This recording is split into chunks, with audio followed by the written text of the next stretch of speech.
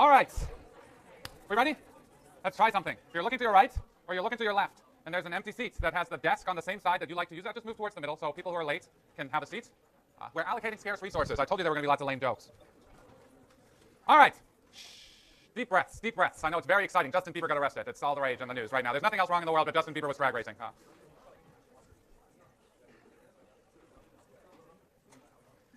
just going to stand here until people stop talking.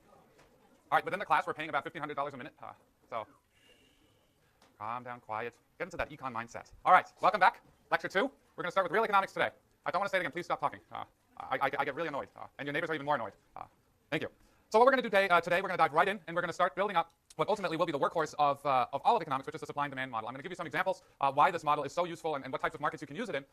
The cool thing about it is we're going to look at the world from a sort of perfect way, right? If the world were perfect and everybody was doing the right thing and there were no informational asymmetries and no externalities, what would happen, right? We're going to spend about the first half of the class on that world. That's not the world we live in. And then we're going to let people do wrong things, and we're going to let markets fail and see what happens and move towards what ultimately we'll call the welfare maximizing allocation or outcome. So I think this is a pretty exciting thing to do. I'm going to warn you, the first 7 weeks here, it's like when you learn how to drive a car and your mom or your dad, depending on who's better at fixing cars or was less averse to teaching you how to drive, took you out to the car and all you wanted to do is put that thing in drive and floor it. And what you get? Here's the hood. Let's open it. I will explain to you, how cylinders work. And here's the spark plugs. And here's, at the time, cars probably still had carburetors. Here's how you change a tire. And you're standing there. It's like, I don't want to know how the car works. I just want to use it, right? So I'm going to spend 7 weeks on showing you how the car works and why it works, and then we're going to use it. So the first 7 weeks, mind-numbingly boring. Are you excited? You're looking at me with this like, he thinks he's so funny. That's okay. So we're going to start with that. I'm going to do attendance somewhere in the middle to create some excitement. Then we're going to do some experiments with chocolate, and then we're going to go home. Actually, I have to go to that other school this afternoon. So since my laptop doesn't work, apparently Mavericks doesn't work on the system. Not that every Mac sold right now has Mavericks as the operating system. Good going. So I'm using my iPad, and I ordered something called the Microsoft Surface. I haven't used the Windows machine in forever, but you can draw on it pretty well. I practice. So we're going to get fancy next time. So I apologize for the subpar presentation of slides today. So what's a model, right? Well, in the way I think about it, a model is a sort of reduced representation of whatever problem it is you're looking at. So you're representing the world in a way where you're abstracting a bunch of detail and really just focusing on the relevant features that allow you to come up with some useful predictions about what were to happen if you change certain features of the world or the problem you're looking at. So in a most simple way, a model is just a simplified description of reality, describing the relationship between, in our case, it'll often just be 2 variables, but it can be as many variables as you want it to be. Now, economists are often blamed to be the science of assumptions, right? So where we assume a lot of things away, but that's really unfair. All scientists do that. Let me give you an example. So what made the Titanic sink? Hit an iceberg, right? You should know this. Great movie about it with Leo and Kate. But the point here is, so I have a 5-year-old, and he said, Dad, what's the Titanic? I was like, it's a boat that sank. Why did it sink? Oh, man, best question ever. So one thing I could do is I could build a model of the Titanic, spend 19 years carving little deck chairs out of mahogany, come up with perfect replications of the band that played till the end, come up with a tiny little version of that blue diamond, make sure the deck perfectly looks like the one of the Titanic, and each one of the lower decks looks exactly like the, we could talk about Titanic inequality, but we won't talk about that at this point.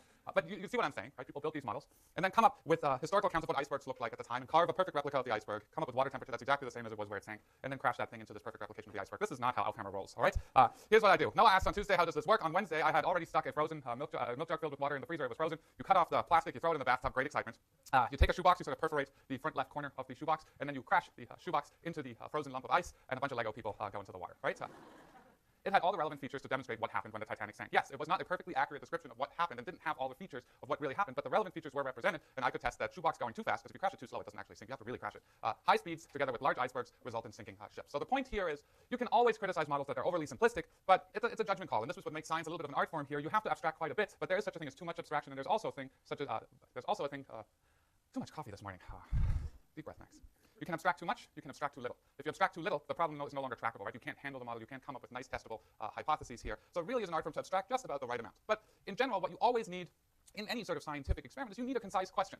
Right? In science, we never ask others, what are you working on? That's not a question I can answer. I work on a million things. The question I always ask students and ask colleagues, what's the research question you're currently working on? I want a concise question, right? Does climate change lead to decreased rice yields in rural India on rain-fed farms over the past 20 years? That's a concise research question. Somebody asks you, what are you working on climate change? That's no information, right? They don't know what I'm working on. So always, if you're interacting with science folks, ask them what research question they're working on. So what the model will do is it'll make some simplifying assumptions. Certain things just don't matter or aren't represented in the model. You're going to come up with some nice testable hypotheses. For example, higher nighttime temperatures are hypothesized to lead to lower yields because rice really likes cold nights for certain plant physiological reasons. So we can take a bunch of data, build a model of the rice plants, and test these hypotheses using real data. But modeling is really difficult and a bit of an art form, and it's what distinguishes the Saul Perlmutters from chumps like me. All right? He was not the last Nobel laureate. We got a Nobel Prize in the meantime. He was the one before that. Okay, so what's the most important model in economics? Easily supply and demand. Right? Unfortunately, the show is no longer on. There was a show on MTV by I think he's a rapper named Exhibit, right? And he always did this thing. So all I see is not Exhibit. I see supply and demand right here. So But the point here is the most important model in economics is easily supply and demand because you can use it in so many different settings. And the nice thing is that anybody who's ever taken an intro to economics or intermediate microeconomics class understands how that model works. If you speak to policymakers, I go to Sacramento often. Sometimes I go to DC, sometimes I go to Brussels. If you need to explain things, how emissions markets work, how food markets work, supply and demand, you can draw it on the back of a napkin in a fancy restaurant and explain to a policymaker what will happen to prices and quantities under certain settings in a way that policymakers understand. So when you took Econ 1, there's usually the number one market that textbooks have is I think, guns and butter, right? Then the funny faculty do weed and beer, whatever. What I'm saying here is that supply and demand works for so many commodities. There are markets everywhere. Works for apples and bananas. They're labor markets. We will look at what the supply for labor is, where it comes from. It essentially comes from your choice, where you're deciding how many hours in a day to work and be paid a wage versus leisuring. And we will define leisure very carefully. This involves such things as studying, sleeping, and taking care of your children. But there are labor markets, right? Oh, man, this is a bad sign. But this is now the third computer. Well, let's hope this thing doesn't fry.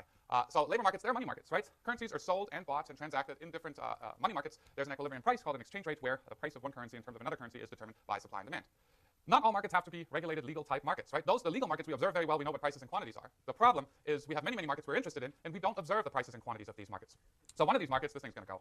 One of these markets is the market for crystal meth. So I had the swine flu over the holiday, so I watched 3.5 seasons or 5 seasons of Breaking Bad. I couldn't stop. It was a pretty fantastic show. No, I didn't get to see it. It's way too violent. But the point here is there's a market for crystal meth, right? What we learned from that show is it's a realistic depiction of international market for crystal meth. Stuff is supplied from labs into a largely global market and bought by consumers across the world. There's a price for different qualities and grades of crystal meth, and sellers get paid whatever share of the market value of the stuff is that dealers get on the streets of, I forget where it was in the show, Prague, Czechoslovakia, Czech Republic, sorry.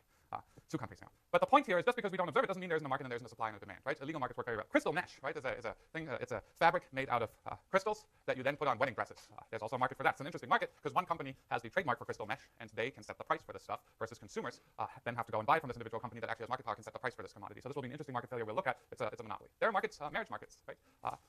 In some countries of the world, there's a big literature in development economics studying marriage markets, sort of the role of dowries, and what this means for transactions, marriage transactions across villages, and what this means for employment and education investments and so on for local males and females. These are markets. Prostitution, clearly a market, right? Not one that's unregulated. It's a highly regulated market, and there's a big black market there too, but one where a quantity of services is transacted against dollars, rupees, no more Deutschmarks, euros, depending on where you are. But markets are everywhere. They're really interesting. Each market is different, right? So you can't say the supply and demand model works the same in each market. You really have to understand the sort of institutional details that every market functions in, and that will allow you to come up with meaningful predictions as to what happens when things change. But supply and demand is versatile and lets you really model anything, right? Walter, where's Walter? Walter cares about electricity, right? Studying electricity markets is one of the most complicated things you could possibly do. Incredibly complicated. There are wholesale markets for electricity, right? Where at any given second in time you have to produce exactly as much electricity as consumers want because we cannot really store large amounts of electricity.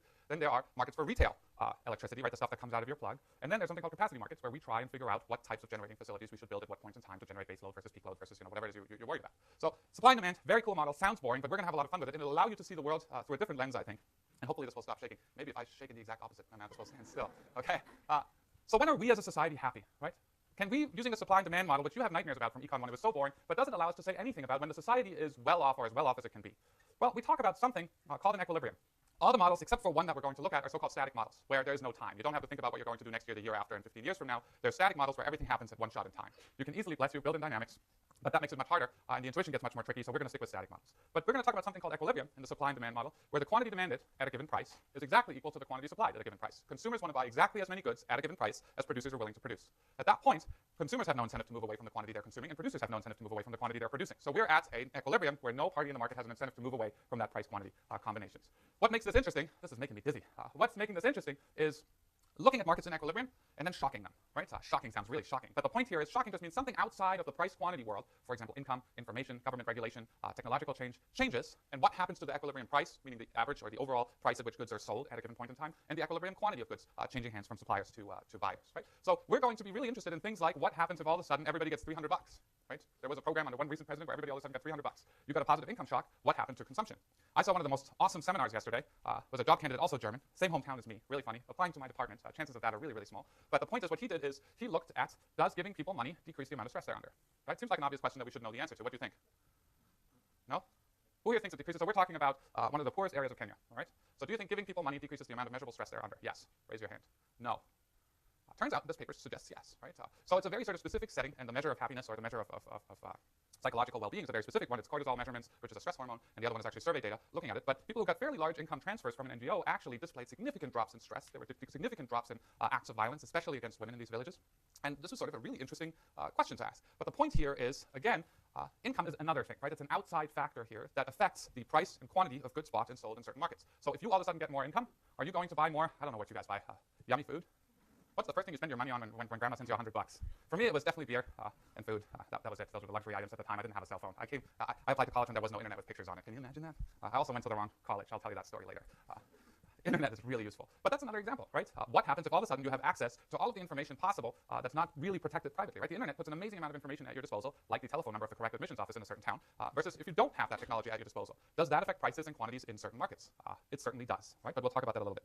The most important thing we're going to talk about is government intervention. I don't want to get into it too much yet, but it'll be a really interesting section where we're going to look at if markets aren't doing what's socially optimal, can government intervene in ways to make things better? Government can also intervene in ways that sort of exaggerates what's already bad into something worse. So we'll talk about government intervention in a fair amount of detail. Okay. This is kind of a boring slide, but I'll put it on there anyway. Just quickly, what the supply and demand model really allows us to answer is these three questions I asked last time, right? The which goods are going to be produced, how are we going to produce them, and by how I'm going to produce them is going to be what inputs or what combinations of inputs are we going to use to produce the output, and to a certain degree it also answers who gets the output produced. What it doesn't answer is who should get the output produced, but it certainly does provide an answer as to who's going to consume how much at a certain price. That may be wrong, right? But we can talk about social welfare criteria later. It provides a number of nice testable hypotheses. If prices increase, do people demand less of a certain good? In the vast majority of goods, I would say in almost all goods the answer is yes, right? If price goes up, you consume less. There are a few goods where this is not the case, where if price goes up, you actually consume more, so-called given goods. They're weird things, where it's the old story, if you take a certain picture and you sell it for $20 to your friends, nobody will buy it, but if you take the same picture and you put a price tag of $500,000 on it, all of a sudden people will want to buy it, right? Where as price goes up, you want to consume more. It's sort of a bad example, but we'll come up with better ones later. What I like about the supply and demand model, how many times, this is like a drinking game, right? Where every time access supply and demand, everybody drinks a little sip of water, because you're supposed to drink 64 ounces a day. That would be a good one.